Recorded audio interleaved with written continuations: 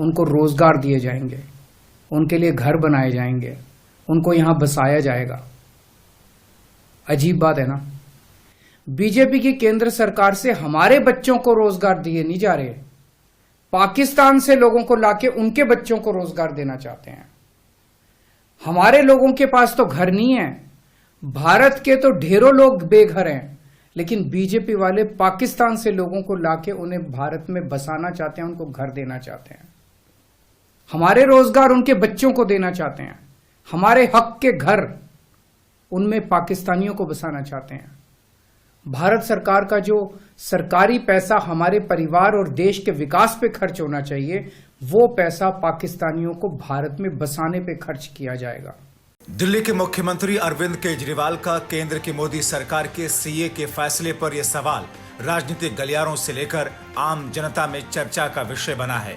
अरविंद केजरीवाल कहते हैं कि हमारे देश में बढ़ती हुई आबादी के कारण पहले से ही रोजगार की किल्लत है, लोगों के लिए घरों की कमी है, कानून व्यवस्था को ठीक रखना एक चुनौती है, मगर केंद्र की मोदी सरकार पाकिस्तान, अफगानिस्तान और बांग्लादेश के गैर मुस्लिमों को लाकर यहां बसा रही है, उनको नौकरी और घर देगी, जिसका असर यहां के लोगों पर पड़ेगा।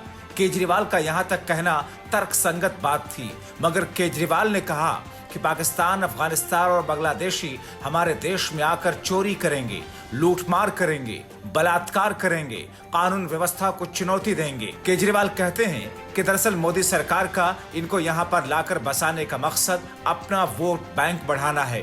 केजरीवाल के इस बयान पर बीजेपी के नेता रविशंकर प्रसाद ने मोर्चा संभाला। नौकरी लेंगे, ये कौन सा तर्क है? ये जो हिंदुस्तान में लोग आए हैं, ये कौन है? ये अपने आस्था के नाम पर प्रताड़ित होकर आए हैं। पाकिस्तान, बांग्लादेश, अफगानिस्तान से, और वो इसलिए प्रताड़ित हुए कि उनकी आस्था दूसरी थी। वो हिंदू थे, सिख थे, क्रिश्चियन थे, पारसी थे। तो भारत तो एक प्रकार से इस तरह से प्रताड़ित लोगों के लिए अवसर देता है ना, और यही रह रहे हैं ना वो बड़ी संख्या में। तो क्या उनको कानूनी माध्यम से नागरिकता का संरक्षण देना भारत का नैतिक, संवैधानिक और सांस्कृतिक अधिकार है या नहीं? न किसी की नौकरी ली जाएगी, न किसी की नागरिकता ली जाएगी। ये बात हम बहुत स्पष्ट रूप से कहना चाहते हैं। लेकिन केजरीवाल जी, वोट बैंक की प्रत्याशा में आप कहां तक जाएंगे?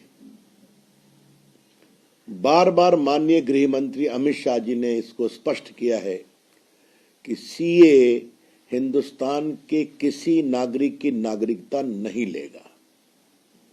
सीए कानून का हिंदुस्तान के किसी भी नागरिक के बारे में कोई संबंध नहीं है।